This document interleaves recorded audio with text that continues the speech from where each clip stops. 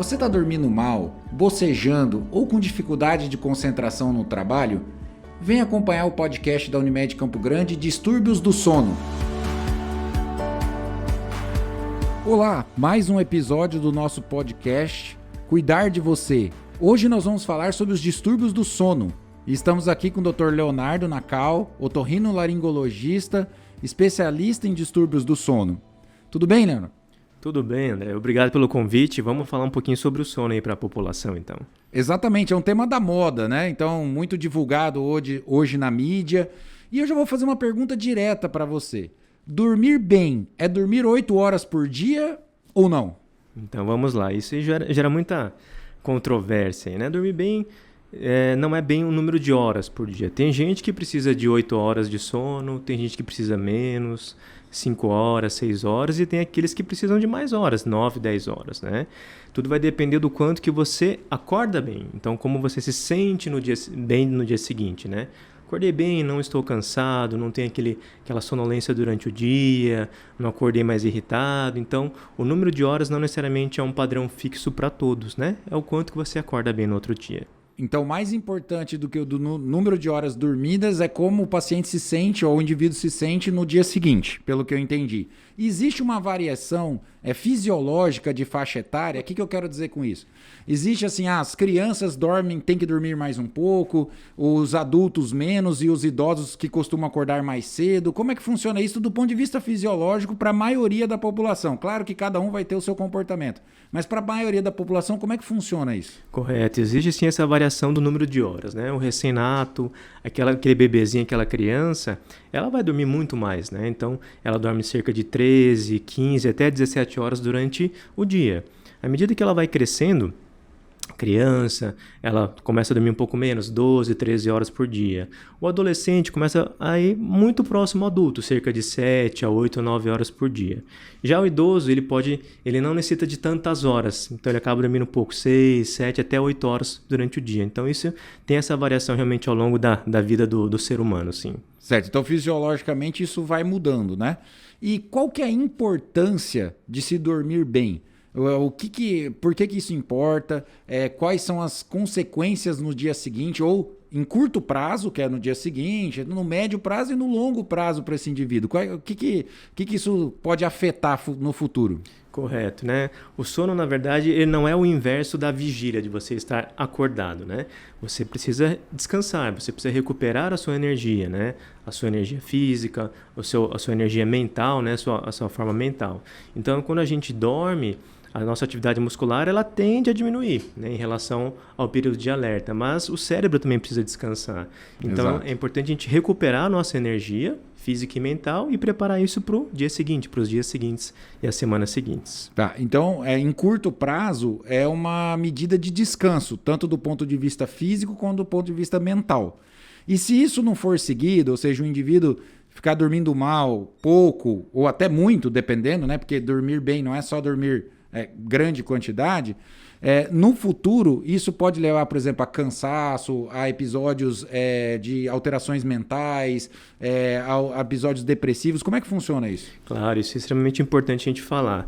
O sono, quando a gente, por exemplo, na criança, né, há uma produção do hormônio de crescimento. Né? Então, isso é uma coisa importante para a criança ter o crescimento saudável, né?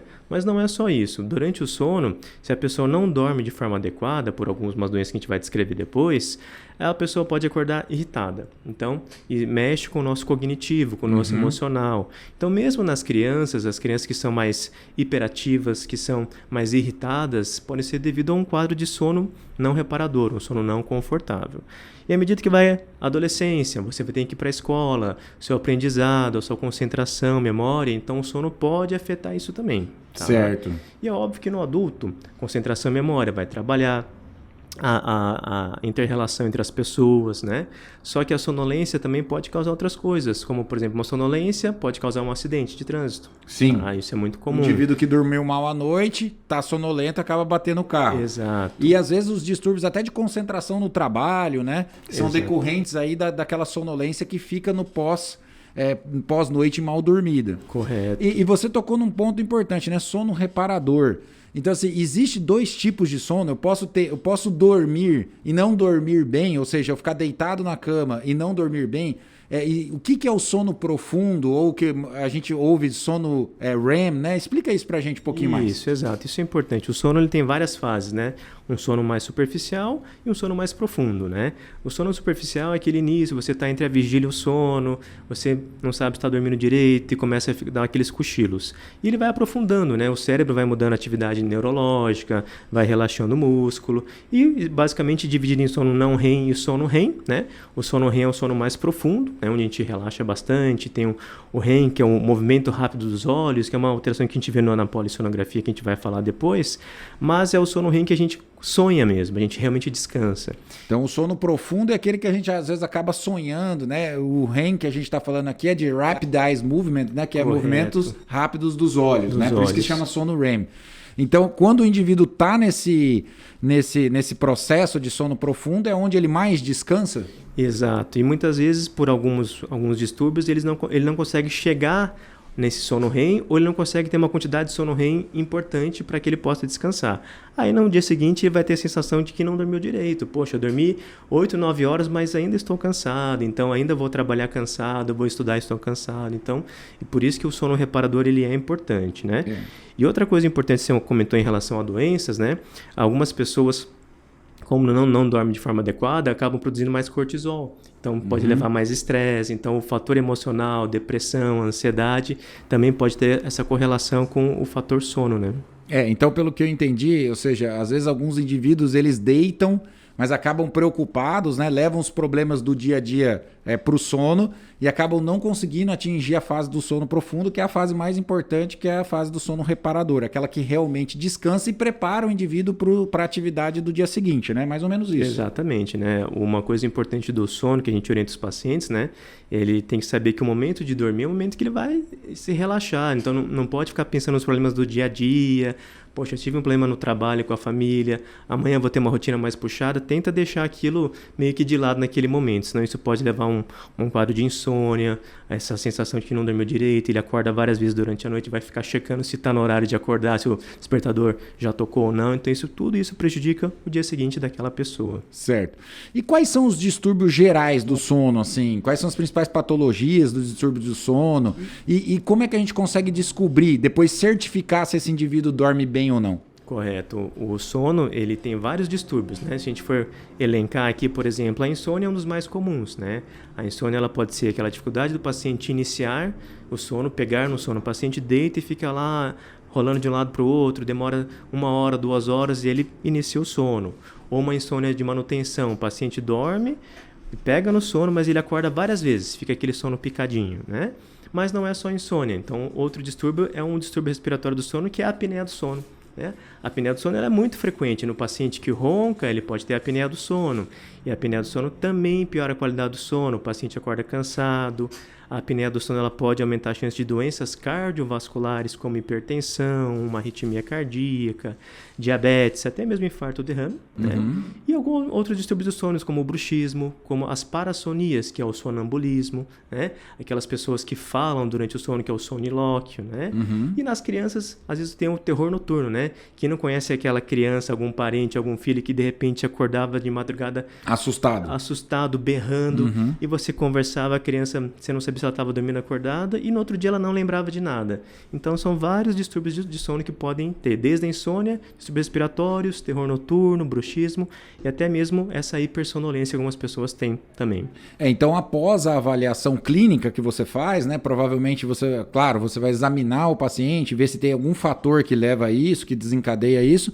E como que você consegue medir isso? Tem algum exame que você pode fazer para ver a qualidade do sono, para ver se o paciente acorda ou não? Você monitora o cérebro? Como é que faz isso? Certo. Bem, a história física, a história da anamnese é muito importante, né? A história clínica, o exame físico, obviamente, e a gente vai direcionar talvez um exame do sono, que é a polissonografia, né? Isso. Esse nome é difícil, mas não é tão complicado, né? Como é que faz isso? É um exame que o paciente ele é monitorizado, né? São vários sensores para ver a parte neurológica, eletroencefalograma, ecocardiograma, cardiológico, eletrocardiograma, saturação de oxigênio, movimento de músculo da mordida para ver se não tem bruxismo, movimento de pernas, o paciente tem uma síndrome de pernas inquietas que a gente fala.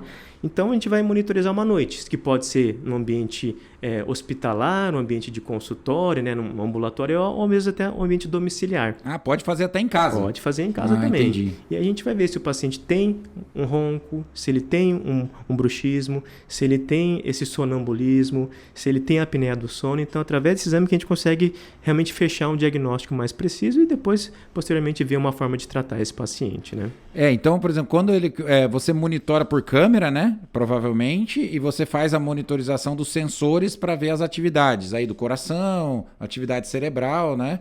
E atividade muscular.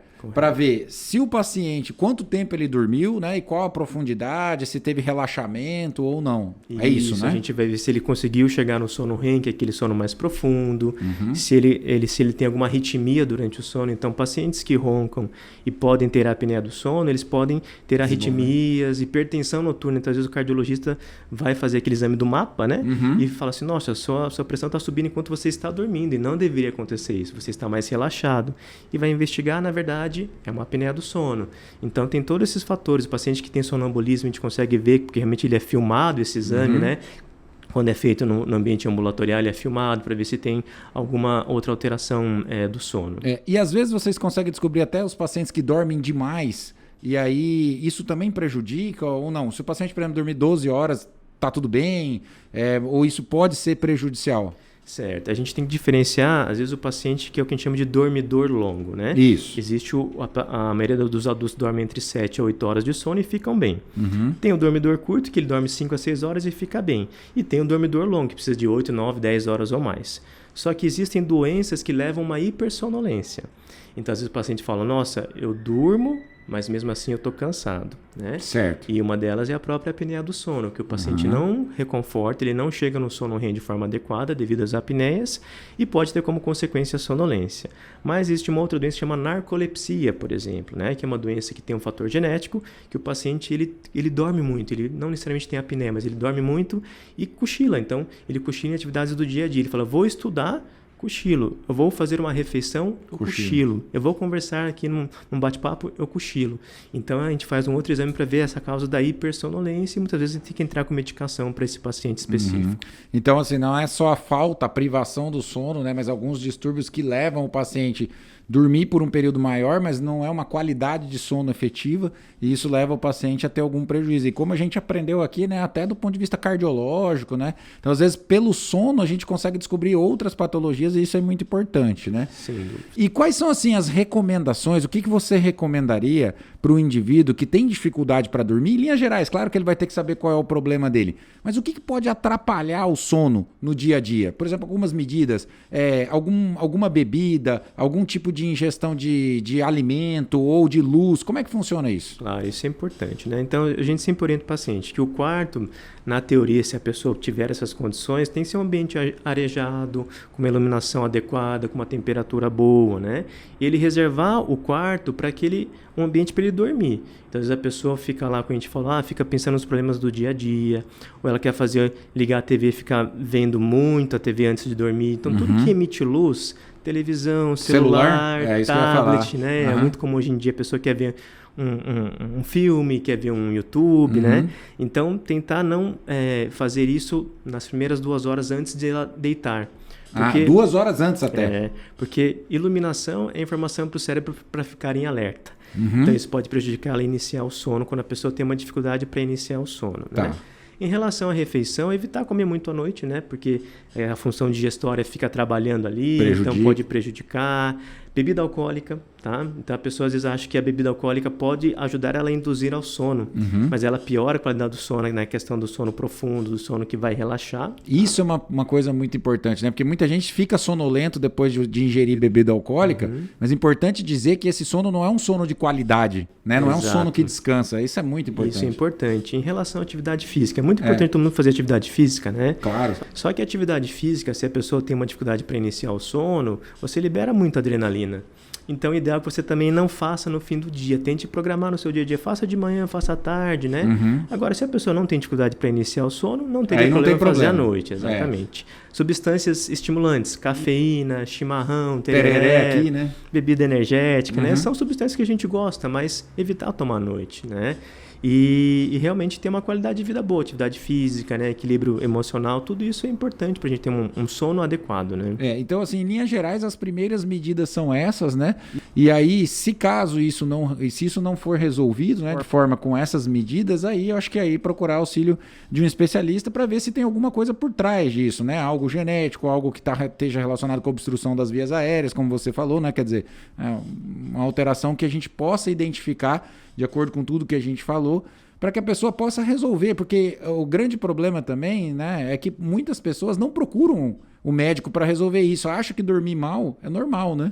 Exato, né? A gente tem que tirar esse mito, né? Na verdade, todo mundo tem a sua rotina, né, no dia a dia, mas tem que ter uma rotina do sono, né? E muitas vezes o paciente, por exemplo, a gente atende muito pacientes com queixas de ronco, né? E às vezes ele vai lá porque a esposa que levou ele para o consultório, né? Olha só.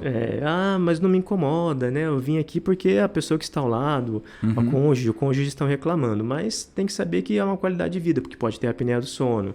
Ou às vezes os pais levam um adolescente e falam, doutor, se meu filho aqui não está dormindo, está acordando tarde, está dormindo tarde, não está indo bem nos estudos. Então, tudo depende do que aquilo está atrapalhando no dia a dia, né? Isso é importante.